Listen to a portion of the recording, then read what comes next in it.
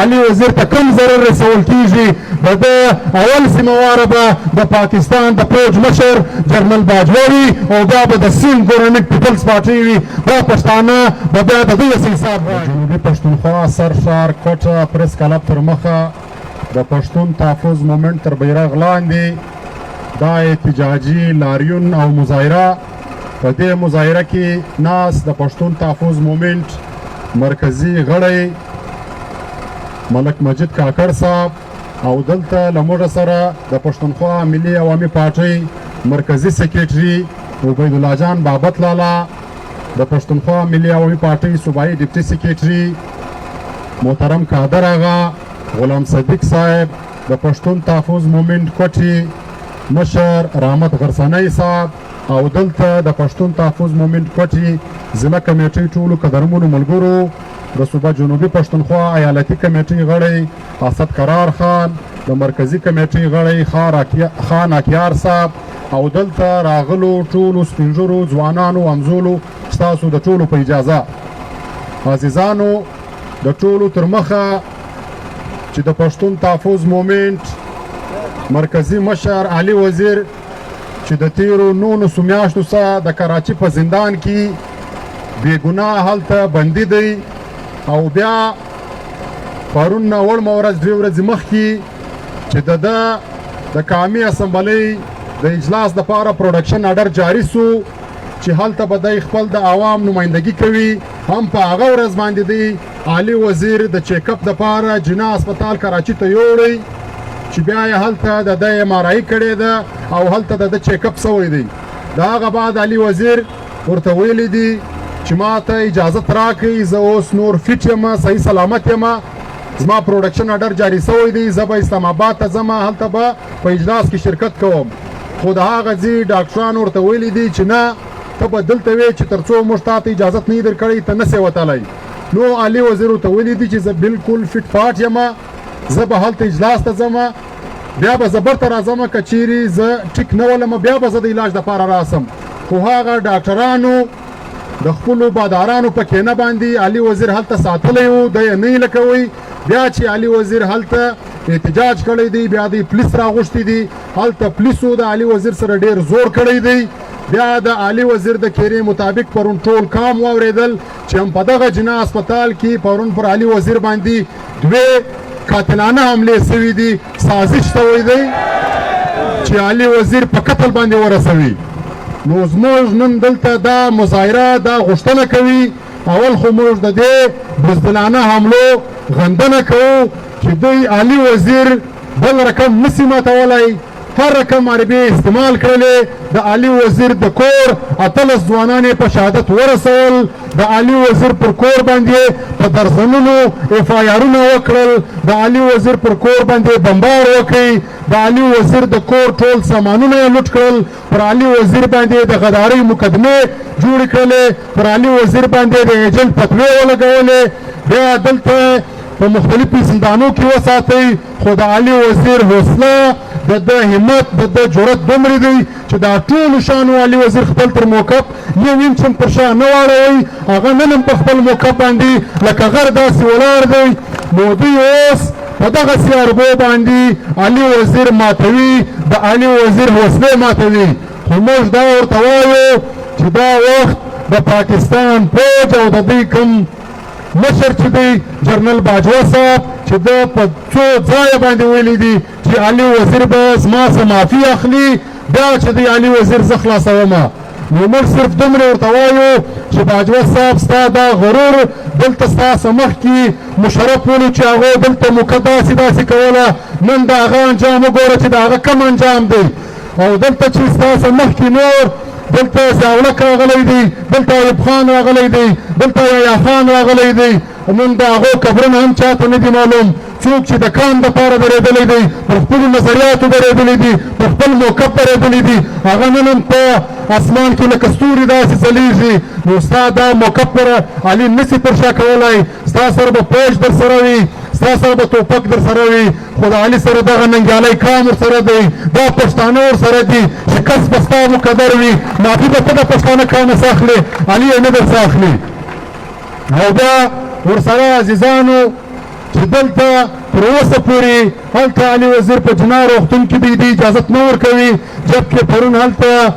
صوبایي انتظامیه ورغلې وله او دا باور یې زموږ ملګرو ته ورکړی و چې سبا سهار تر 11 بجو به موږ دته اجازت ورکوو، خو تر اوسه پورې دوی هغه اجازت نه دی ورکړی، دوی دا سازش کوي. نو موږ غوښتنه دا کوو چې علي وزیر دی اول د قانون مطابق اسلام آباد ته ولېږل سي چې هلته دی په اجلاس کې شرکت وکړي، که هلته نه لېږي بیا دې بیرته جیل ته ولېږي، کم سے کم هلته په جیل کې چې په ده باندې څه کېږي ذمواري به پر دې ریاست وي او دا د سند پر ګورنمنټ باندې وي چې ځان ته د جمهوریت مشران وایي، ځان ته د جمهوریت علمبرداران وایي او بیا دلته د بادارانو تر پښو لاندې دي، د هغو تر ګوټ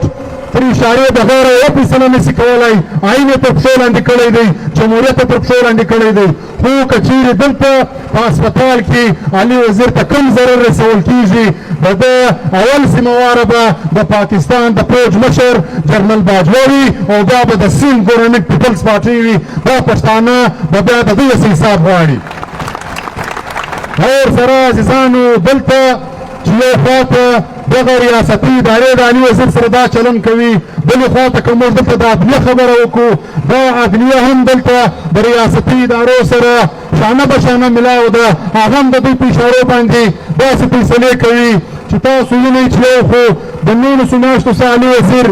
بغیر څه ګناه باندې په زندان کې دی، د دروغو اف آی آرونه یې پر جوړ کړي دي، اوس چې په 3 اف آی آرو کې د علي وزیر ضمانت سوی دی او بیا تاسو ولیدل چې 10 ورځې مخکې بیا په یو داسې اف آی آر کې نیولی دی چې ده په کراچي کې هغه د پي ټي ایم اوله جلسه چې وه په 2018 کې د یو پښتانه په کور کې چای څښلي دي، د دې اف آی آر پر علي وزیر کړی دی او دا وخت په دې اف آی آر کې نیولی دی. موږ دلته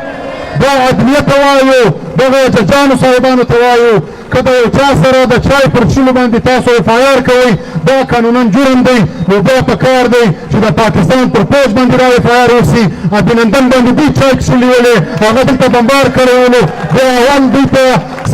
د سلاخو شاته ودروئ پر دوی باندې مقدمه وکړئ. اور سره عزیزانو د عدلیه ورسره دلته د میډیا چلن هم دلته داسې دي، د پښتانه قام سره 4 کاله کېږي دا میډیا دلته پښتانه قام ته کوریج نه ورکوي، د پښتانه قام مسایل نه ښکاره کوي، د پښتانه قام جنازې نه ښکاره کوي، دلته د پښتنو پر مسلو باندې نه دي غږېدلي. بیا چې دلته تاسو ګورئ په لاهور کې په مینار پاکستان کې یو ټیک ټاکر تللی وي 24 غنټې د دوی کوریج هلته روان وي. بیا چې دلته د پنجاب یو سړي هسې یو تش واده کړی وي دوی یې د واده لایو کوریج چلوي، نو دا چلن به دلته تر څو پورې روان وي. دا اوس یو 2 میاشتې مخکې د جیو چینل چې ډېر یو غټ چینل دی پر دې باندې یو پروګرام شوی و په پنجاب کې د پنجابي فلمانو یو اکټر 15 کاله مخکې مرولو، د هغه د برسۍ ورځ وله تر 1.5 غنټه زیات د دې کوریج روان ولو چې دا 15 کاله مخکې د پنجابي فلمانو یو اکټر چې دی وژل سوی دی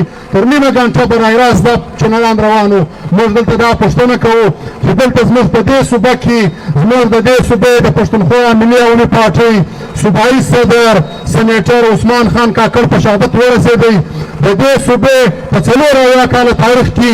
په یوه پروګرام کې هم دومره انسانان پر یوه ځای نه دي سره یو ځای شوي لکه څومره چې د دې عظیمه شخصیت پر جنازه باندې سره یو ځای شوي ول. د دې دپاره بیا یو کوریج نه ولو. نو دا میډیا چې ده دا میډیا زموږ نه ده، دا د پنجاب میډیا ده او دا دلته یوه خبره هغه خلکو ته کوو چې دلته دغه د پی ټي آی حکومت ختم سلو بیا هغو دلته جلسې روانې کړلې. په افسوس سره دا خبره کوو د دوی په جلسو کې تر هر چا پښتانه ډېر ول، صرف هغو ته دا وایو چې د دغه عمران خان حکومت ولو دلته یې ارمان لوني په شهادت ورسوئ، بیا 6 میاشتې اف آی آر نه کېدی. د دغه عمران خان حکومت ولو عارف وزیر د روزې په میاشته کې په شهادت ورسوئ او د دغه پنجاب گورنر ټویټ کړی ولو چې یو ملک غدار چې دی هغه موږ مړ کړئ، او د خیبر پښتونخوا آی جي پولیس ټویټ کړی ولو چې یو غدار موږ مړ کړئ، بیا د هغه اف آی آر نه کاټوئ. هم د دې عمران خان حکومت ولو چې د خړ کمر واقعه وسوله 15 پښتانه په شهادت ورسول، 45 زخمیان کړل د روزې په میاشته کې. دا دومره بېوسي وله دومره منافقت یې کوئ چې د هغه واقعې اف آی آر هم د علي وزیر او د محسن داول خلاف کاټ کوي. دا د دې عمران خان حکومت ولو او چې کله د پښتون تحفظ مومنټ ملګرو محسن داول یا علي وزیر به په قومي اسمبلی کې د دې کام د حقوق دپاره غږ پورته کوي هم د دې پی ټی آی خلک به ویل چې پر هغو باندې به راغورځېدل د غدارۍ د ایجنټوب پتلې به پر لګولې او بیا د دغه عمران خان حکومت ولو چې دلته یې په سپینه ورځ باندې زموږ د جنوبي پښتونخوا تر ټولو محبوب شخصیت عثمان خان کاکړ په شهادت ورسوئ که وریج خو پرېږده عمران خان تش یو تیازیتي ټویټ هم نه دی پسې کړی بیا تاسو څنګه پښتانه یاست چې د ده په جلسو کې ناست یاست پکار دا دی چې هر پښتون دا سوال ځینې وکړي چې په دې درې نیم کاله کې پښتانه ستا په حکومت کې څه کېدل ستا په حکومت کې موږ جنازې پورته کولې ستا په حکومت کې پر موږ باندې دا ناورین روان ولو او نن چې ته د حکومته لرې سولې بیا ته د پښتنو پر علاقو روان یې جلسې کوې خواست کوو عزیزانو موږ همیشه په دې خطه وتلي یو موږ غلط سیاست کړی دی د غلطو پلیټفارم پسې موږ سیاست کړی دی وجه یې دا ده چې پښتون قام تر ننه پورې په مسایلو کې راګیر دی عزیزانو خپل قامي سیاست وکړئ هغه چې د هر قامي ګوند پلیټفارم پسې کوئ موږ آفرین درته وایو خو هغه ګوند څه کم سے کم تاسو دومره توقع نشئ کولی چې دوی د په اسمبلۍ کې افغانستان غلط یاد کړي دوی د کابل د ورانولو منصوبه جوړه کړي دوی د تعلیم د ختمولو منصوبه جوړه کړي دوی دلته د پښتانه د بربادۍ منصوبه جوړه کړي دا کوم پښتانه چې په دغه نورو پاچانو کې لګیا دي په دې کې یوه ګټه نشته د دې ټولو پاچانو مفادات هلته د باجوا او د پاکستان د پوځ سره تړلي دي چې څه هغه ورته وایي دوی د هغه بغیر هېڅ نشي کولی دا موجوده حکومت چې دلته کوم ټیم په اپوزیشن کې ولو تاسو د دوی شور شرابې اورېدلې زه به یوه خبره وکړم چې دلته کوم وخت دا د کشمیر انډیا دلته په خپل هند کې هغه ارټیکل 37 یو ارټیکل ولو دا یې ختم کړي کشمیر یې هلته په هندوستان کې ځنډ کړي بیا پر دې باندې د پارلمنټ یو مشترکه اجلاس راغوښتل شوی ولو په دې کې ټولې پاچانې ناست ولې دا د نن موجوده وزیر اعظم شهباز شریف په دې بیان پروت دي تاسو ترې واخلئ ده په اسمبلۍ کې دا خبره وکړله د اپوزیشن لیډر ولو چې که چیرې هندوستان په کشمیر کې دا عمل کوي بیا د دنیا او خلک له موږ څخه په کابل کې د امن توقع نه کوي د کشمیر پر سر یې کابل ته دمکیانې ورکولې پښتانه ته دمکیانې ورکولې بیا عزیزانو په دغه پارلمنټ کې عثمان خان کاکړ د ټول پښتانه او افغان ملت داسې نمایندګي وکړله داسې په جرأت باندې هلته تقریر وکړي ټوله مسلم لیګ نوله پر دې مجبوره کوي چې دا بله ورځ بیا د هغو قیادت پریس کانفرنس وکړي او معافي یې واخیستله د ده پر تقریر باندې نو موږ په کار داسې دی چې د دې رهبرانو لاره ونیسو لمنې ونیسو خپل قامي سیاست وکړو په دا قامي سیاست باندې موږ ګټه راوړلی سو پر دا لارو باندې موږ ګټه نسو راوړلی او بله یو خبره عزیزانو دا کوو چې دلته اوس یو منصوبه دا روانه ده چې دلته د چمن پر باډر باندې هره درېیمه ورځ دلته د باډر دروازې بندې وي هلته پښتانه کاروبار ته نه یې لکوي دلته ډېر مشران ناست دي زموږ ډېر ولس راغلی دی زه دوی ته دا وایم چې زموږ دلته جنوبي پښتونخوا د پښتانه آبادي چې دلته د دوی د مردمشمارۍ مطابق 55 لکه زموږ آبادي ده د پښتنو ده په دې کې زنانې زموږ نیمۍ دي او موږ 10 لکه بیا دغه نارینه پاته کېږو په دې کې چې کوچنیانو سپین ږیري وباسي نو موږ 6 لکه کسان پاته کېږو په دې 6 لکه کسانو کې تقریبا د اندازې مطابق د 8 لکو کسانو روزګار دې د چمن د باډر سره تړلی دی تر کراچي پورې پښتانه دا د چمن د باډر د کاروبار سره تړلي دي که د کپړو کاروبار دی که د ټایرو کاروبار دی که د انجینو کاروبار دی که هلته روزمره خلک اوړي او راوړي روز دلته یو منصوبه دا روانه ده هره ورځ دا باډر بند وي د پښتنو معاشي قتلیعام کوي پر دې باندې زه یو خبره کوم دوی به شاید خوا هم په بدوي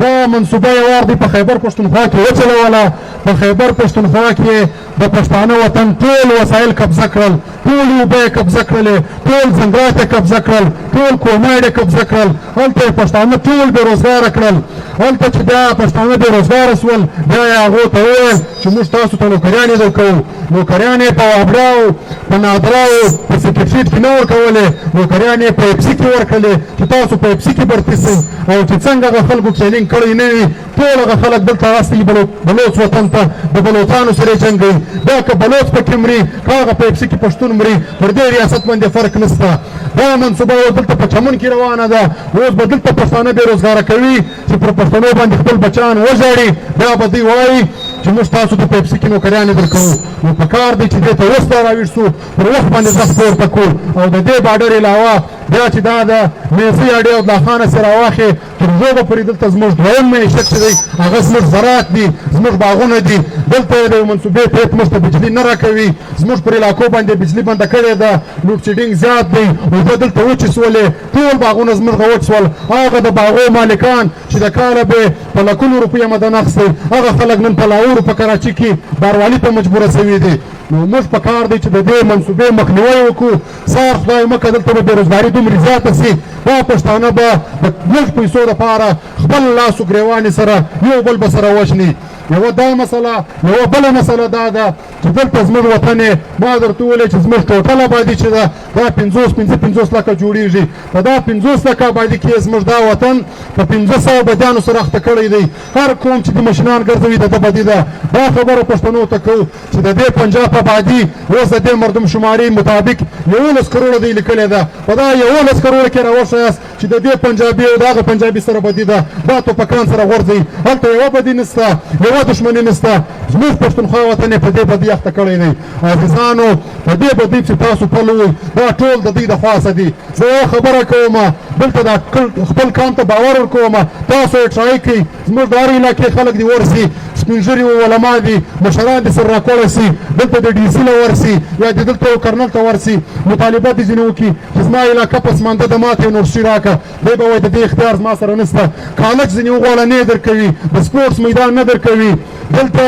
یو هسپتال نه درکوي په شرطي کار درته وایم ورسئ ټرای یې کوي بیا ورته ووایاست دغه کرنل صاحب ته یا دا ډي سي ته ورته ما دلته بد کړي دي اوس زه څه چم وکړم چې څومره کلاشینکوفونه دي په کار دي دا یې درکوي نو د دې شاته دا د چا لاس دی دا ټول د دوی منصوبې دي دغه ته به اوس ور په ګوته کوو خپل کام ته به دا وایو چې د دوی د منصوبو سره اوځئ رافي سره جرګه سو لالا شهید به همیشه یوه خبره کوله چې د پښتانه وطن واحد حل چې دی نیشنل قومي ایجنډا ده چې پر نیشنل ایجنډا باندې ټول سره رایو سو د کام مسلې حل کو بیا دې د هر چا خپل سیاست مبارک وي چې هر سیاست کوي لیکن دې مسلو ته د ټول پښتانه سره یوځای کېږو په یو سنجیده پلیټفارم به سره کښېنو 10 نکاتې یا 20 نکاتې ایجنډا به جوړوو بیا به دې ریاست ته یږدو تر ابده هره ورځ په دا مزمتو باندې موږ ستړي سوي یو هره ورځ د هرې واقعې بعده موږ مزمت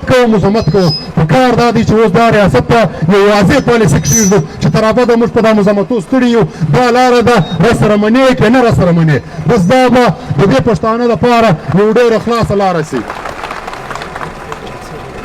او بله خبره عزیزانو دلته په هنه کې چې دا اوس کومه منصوبه روانه ده او ورسره په زیارت کې کومه منصوبه روانه ده دا واحده ایجنډا یې دا ده چې دلته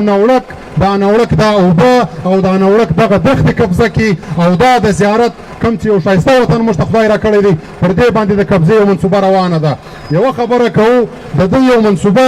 داسې دی کامیابه کوي چې اول سر د هغې علاقې ته ورسي یو څه نام نهاد ملکان دې پیدا کړي دي اول هغه راوغواړي د هغو څه پر کاغذ باندې سین واخلي بیا هلته خپل تارونه جار کړي بیا چې د علاقې خلک ورسي بیا کاغذ ورښکاره کړي چې ستا د علاقې ملک راکړی دی باید صفا واوري هر ملک چې زما د علاقې سودا کوي دا ملک نه دی د دې څه به ټول پښتانه بایکاټ کوي چې زما د وطن سودا ته دلته د یو کرنله سره کوي د یو میجره سره کوي کم ملکان چې دلته د کام پر سر راوتلي دي د کام به یې نه کوي د دې ملکانو قدر به کوو د دې پر څنګ باندې به درېږو نو د دې خلاف دا سازش روان دی پښتون تحفظ مومنټ به دا سازش په هر صورت باندې ناکامه کوي د دې لپاره به جلسې کوو جلوسونه به کوو تر هغه ته به قرار نه کښېنو چې دا منصوبې مې ناکامه کړي نه وي او دلته مو خپل وطن د دې څه خلاص کړی وخت ناوخته وي عزیزانو او دلته دغه د زرعي قرضو یو ډېره غټه مسله روانه ده اوس دلته دا په دې په ذریعه باندې به دلته زموږ کام بلیک میله کوي بیا به دلته د دوی یو غوبل روان وي نو د دې په حواله باندې کام ته وایو چې د دې سره هوښیار اوسېږئ او وخت ناوخته دوی ملګري بلمنځونه کوي دا یو اعلان کوو عزیزانو پر 1 جولای باندې د جمعې په ورځ باندې په جنوبي پښتونخوا مسلم باغ کې د پښتون تحفظ مومنټ له اړخه د ملي اتل ملي شهید کارمان شهید عثمان خان کاکړ د اول تن په مناسبت باندې به یو لوی عظیم شان جلسه کیږي د پښتون تحفظ مومنټ مشر منظور احمد پښتون او دلته د دې صوبې ټوله کامپاله ملتپاله سیاسي ګوندو مشران د دې استازي هزارګان بلوچان دا به ټول راځي شرکت به کوي د دې ملي اتل پر ژوند او پر مبارزه به غږیږي موږ تاسو ټولو څخه خواست کوو چې ټول په دا جلسه کې له موږ سره ګډون وکړئ او پر سوشل میډیا په دې کمپین کې برخه راسره واخلئ ډېره مننه کوم